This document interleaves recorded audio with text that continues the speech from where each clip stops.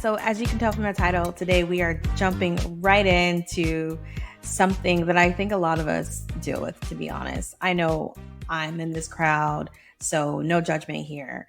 I believe that this topic, this idea of decentering relationships or decentering romance, if you will, has been around for many moons, right? However, as of recently, I've seen this get kicked up again on social media, which I love because it's one of those things that I don't think is really talked about enough in a direct way like that. Like, I can't see myself saying to a client, I have, but if this was like earlier on in my career, I couldn't see myself saying to a client, okay, I need you to decenter romance in your life. Like, that would feel like really too harsh. However, there was a recent episode on Therapy for Black Girls podcast with the title Decentering Romance. And so I saw that, and I saw other posts online and the books I'm reading, right? It just kind of keeps circling back around to this. So I thought, let me add my voice to this mix as well. So when it comes to decentering romance, let's break that up. Okay. So, like, first, decentering, my own definition is to lessen, if not remove, that focal point. So if your focal point is must be married, must be in a long-term relationship, must be partnered today, immediately, and that is like the apple of your eye, that is your center, that is your focal point. To decenter such a focal point, we need to lessen it. We need to change perspective, right? Does that make sense? So to decenter means, not making that the apple of your eye anymore. Now, I say that also knowing this is a both and. I'll use myself as an example. I want a long-term relationship that, goes 10 years, 11 years strong, and whatever else comes from that. And I also don't want to be the same obsessive person that I've been in the past with, like, my whole meaning, my whole reason for waking up every day is to, maybe today's the day I'm going to get partnered. Not like, maybe today's the day I'm going to find happiness within my work. Maybe today's the day I'm going to decide to move to Spain, or have that job or get that raise, or, whatever. Does that make sense? Like, there's more to life. There's going to be more to life. Yeah. There's got to be more to life than just existing for relationship's sake, for romance sake, right? So again, both and. Do we want the romance? Absolutely. Do we want the long-term relationship? Absolutely. Do we want the marriage? And for you who want kids? Absolutely. Do we want the house? Absolutely, right? I get that. And when we make one thing the center of our focus, our attention, again, the apple of your eye, whether that's weight loss or getting a house, whatever, it has its drawbacks, right? It's the only thing you're focusing on. There's not room for really anything else. We can easily become hypersensitive, hyper aware. So to try to manage that, and this comes up with my clients a lot too, to try to manage that, there's a few things that we can do where it's not so consuming. So again, I don't think I'll ever say, I don't want you to focus on having the relationship of your dreams. Like, absolutely, I want that for you. Boo boo. I'm also saying, when we make any one thing the center of our focus, it's going to have its drawbacks. When it comes to making romance 80% of your attention, let's say the remaining 20% is friends and, feeding yourself and maybe travel, that says a lot. Like, what does that look like if I'm just focusing on relationships? Well, if there was a camera following me around, especially in my 20s, you would see what that looks like.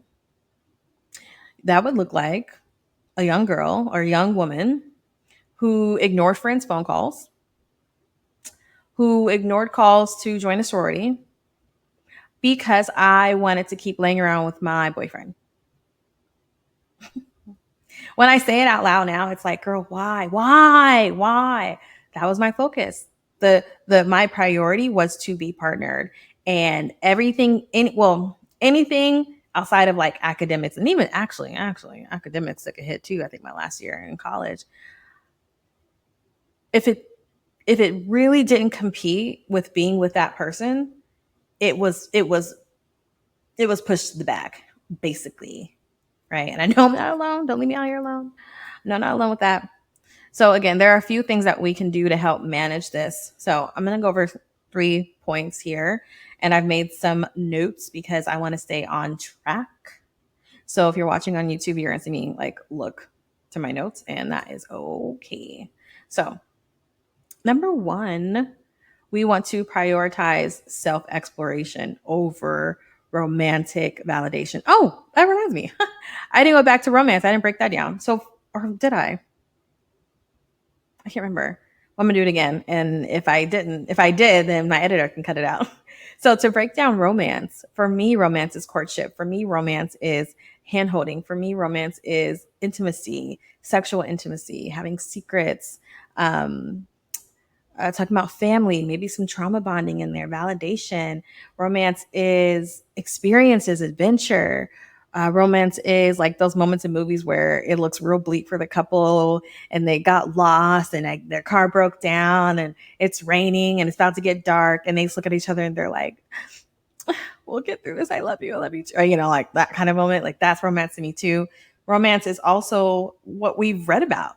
Someone goes to Paris and they have all these love affairs and life's great and look at this and it's everything's beautiful and warm and all the colors, right? Like romance, however you want to describe romance. So decentering romance. Okay. Did the first task. Okay. So going back to the tips. So again, number one, prioritizing self exploration over romantic validation. What I mean by this is how we make romance, and I'm using this interchangeably with like a committed relationship, to get out of a situationship into like an actual relationship where everybody knows what the fuck's going on and agrees to it. Um, to to prioritize self exploration over romantic validation is to put yourself a little bit more first than just hyper focusing on romance, right? Again, like I said before, not making it the focal point, focusing on self discovery, focusing on personal growth, I'll say it again. And listen, this is for me too. Allowing relationships to enhance rather than define. Let it define your identity, right? So a lot of times I don't think we're really aware of when we do this. When we make the chase, the focus of being in a relationship like just the thing that our life is for, that becomes our identity, right? Just like how Europeans will say you can tell an American because one of the first things they ask you, like they would ask a European, is what do you do? Right? What do you do for work? Because in our society, what we do for work is our identity. I'm a therapist. My name is Antea and I'm a therapist. Not just, oh, my name's Antea. I love cocktails. I love TV. I love baking. I like cupcakes. Right? I love to laugh. No, my name is Antea. I'm a therapist. I'm a therapist. I'm a coach, podcaster. All the things, whatever. Same thing can be said about romance when we make it the center of our being. If I'm single, what does that say about my identity? I'm lame, can't get a date, no one wants me, I'm not attractive, I keep fucking up, spinster, whatever comes up for you. So to not make it your identity, bring in other parts of yourself, discover yourself. So here's an example. I found myself having a little bit, just a teeny tiny bit more time in my schedule. So I'm making some changes. I think I mentioned it before. I got to make some changes in my life so I don't just totally sizzle out. And with me making some changes in my schedule, I'm like, ooh, I feel like I have a little bit more energy to do something. Now I'm thinking about joining this meetup group to keep practicing my Spanish because I miss speaking the language. And I was pretty rusty when I went to Mexico in February. So I'm thinking like maybe I could join, a group and we can speak Spanish to each other and all that other good stuff, right? Like instead of me being like, okay, well, I got a free Friday. Let me let me go on a date, or let me you know what I mean? Like just really focusing on like all my free time, everything about my life has to be around dating. Also something to think about, like, if I don't want to just focus my whole identity around with whether I'm partnered or not, then what are the things that I can say about myself, or other conversations I can bring into friends or groups or family? Because it's so easy that we can talk about relationships, which I get it. I love, hello, I have a whole podcast talking about relationships. I love talking about relationships. I'm not out here judging you. I am saying, when we get together, does the entire get together needs to be about relationships? Can we talk about painting or something? Can we talk about what it actually is like to live overseas, and what that visa procedure is, right? That's kind of what I'm saying. I hope this makes sense. Like, really embracing the freedom, really embracing the freedom of being single. What are all the things you can do when you're single, right? What are things that you're into? Focus on that, as well as focusing on wanting to be in a relationship, right? Honoring your personal values. A lot of times, maybe you're not like me, a lot of times, again, in college, and I always mention college because that was a time that was very clear as day to me, that oh my God, one day I'll just tell all the stories. There were so many things that I did that basically said, fuck everything else if you're not my man, or the man I'm trying to go after, right? Like, whoo, whoo, so many times. Uh, However, if you are anything like me, when you get in a relationship, it's really easy to drop all of your rituals you have for yourself, your routine, your personal values. So, an example, say you always go to a workout class on Fridays. It's an hour long, it's from 4 to 5 on Fridays. And now that you're in a relationship, you don't go to that class anymore because you want to spend as much time as you can with your man, right? Just totally dropping that personal value. And so, to hold the both and of it all, I want you to be thinking about, what would it be like to hold on to my own self exploration, my own personal values of going to this class every Friday from 4 to 5. And after that, spend time with my man, you know, after that, going on that day or whatever, right? Like, just listen, I'm excited for you. It's going to be great. It's going to be great. Okay. This is a complex thing when it comes to dating and getting relationships, and also healing and working on yourself. And I believe it's possible. Okay. So let's go on to number 2, because I spent a lot of time on that first topic. Tip. So I feel like I'm on a roll here. All right. So the second one is embracing the journey, right? And letting go of perfection. This is really challenging. And again, a lot of this speaks for myself as well, because I am a recovering perfectionist. So the idea that it's okay to want a fulfilling relationship while also embracing the messiness of dating, right? When you embrace the journey and you let go of perfection, it's going to push up against those voices in your mind when you're meeting a new person. And the first thing you want to do is be like, what's your bank account? Do you have a savings? Do you have a car? What's your career goals? How much money do you want to make? How many houses do you want to have? Do you want to have kids? Like, just going down the list, right? Just going down the list. Already match, can't provide for me, can't take care of me. I need to know right now, because I don't need to waste my time. Right. What if, because let's be real, perfectionism is also a form of avoidance, and it's also a form of control, and it's also a form of anxiety. Yes, I said it. So when we are focusing on all the things I just mentioned, the list, we're being controlling. And for good reason, right? Especially as Black women, we've been through a lot. A lot of us are just providing for ourselves. A lot of us are providing for ourselves and our family. So a lot of that energy that we bring when we go on a date with someone, we want to make sure, like, are we aligned? Can you take care of me? All that kind of stuff. I don't want to be alone taking care of us. That comes from a place. And so this is going to be a challenge. Like, what would it be like to meet someone and really just experience them? Right? Like, to legit just experience them. What would it be like to meet someone? You notice their dress, you notice their tone, you notice the words they use, you notice how they enter a room, you notice how they treat you, you notice how you feel, you notice what it's been like 3 weeks later, and we haven't spent 20 minutes with me reading my list of questions I need to make sure that I need to know that you can be here for me, right? really want to keep having this conversation. So if at any point you have a question for me or anything like that, like hit me up or leave a review with your question or whatever, however you want to contact me, you know the ways to contact me. Um, and if you don't, Instagram at soirees and therapy, that's the easiest way. I really want to keep talking about this because I feel like what I'm saying is challenging. And also, I believe that it can be very freeing, right? So when we are just about the journey and not necessarily focusing on can this person do they want to make $100,000? There's so much more that we're missing. And I believe you could do both.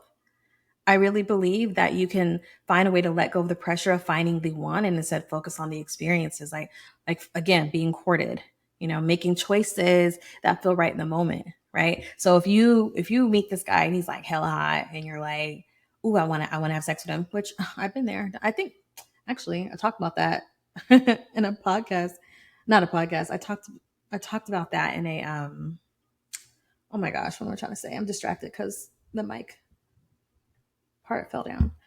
Um, let's see. Okay, we're good. I lost track of what I was saying. I talked about that in a recent post. I was talking about my worst situationship story, one of my worst. And I met this guy and I was like, I'm going to fuck him. Like, I'm going to do that. Like, that's what's going to happen. So if you meet someone and you want to have sex with them the first night, but you're thinking like, oh, well, dating coaches says, don't do that. Or my friend said, don't do that. My mom said, don't do that. Like, I'm like, hey, if you'll be still proud of yourself the next day, then go for it. If like if you're anything like me having sex the first night, I get too much in my head. I'm not focusing. The relationship moves lightning fast deeply because I need to make sure I'm secure here, right? Like it's so just knowing yourself. However, making the choices that feel right to you in the moment, period. Learning from the encounters. Oh, that was fun. That date wasn't fun. you know oh, I appreciate that. I don't appreciate that. And just letting that be your guiding light. This will give you self-compassion, which we all desperately need for ourselves, and resilience, right? And like validation of self, like it's okay to be messy and not know all the things, because I believe that you know what you want for sure. uh, I also just think that sometimes we can get really stuck in I have to know all the things right now today, first date. Okay.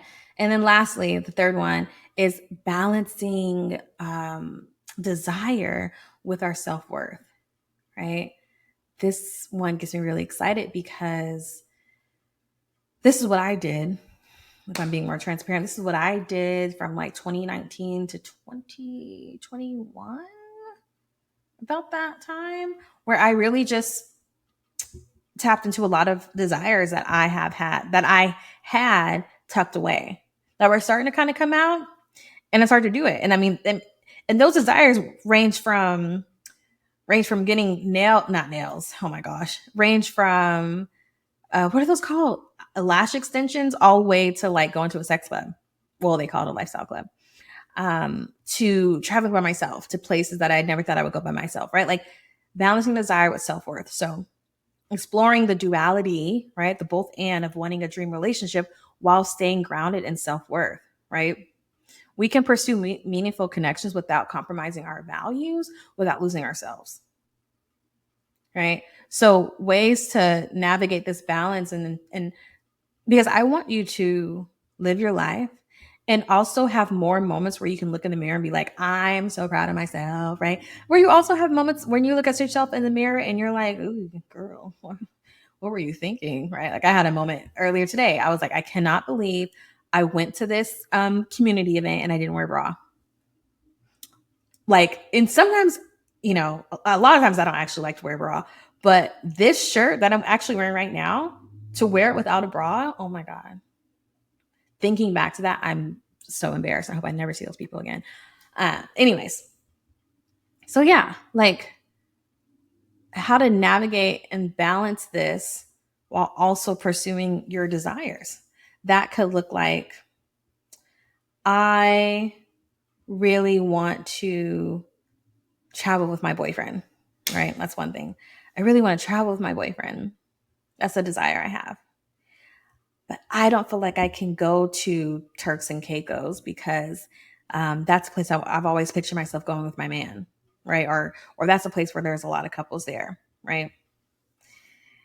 My challenge to you would be, how about you go to Turks and Caicos by yourself and be open to meeting people, right? Not walking around with your head down, shame, I'm by myself, I'm alone. Having your chin up, just lifting your chin up brings in confidence. Try it. Smiling back at men you find attractive, saying hello to men you find attractive, right? Really encouraging yourself, like, I can do this. It's okay that I'm by myself, right? Maybe you think going to Turks and Caicos, I hope I'm saying it right, is too scared to go by yourself. Okay, well then go dial it back. Go to Vegas. Shit, I go to Vegas all the time by myself. I love Vegas. You can do it. Okay. So I hope this was helpful. I would not mind continue talking about this. If you have any questions, send them my way.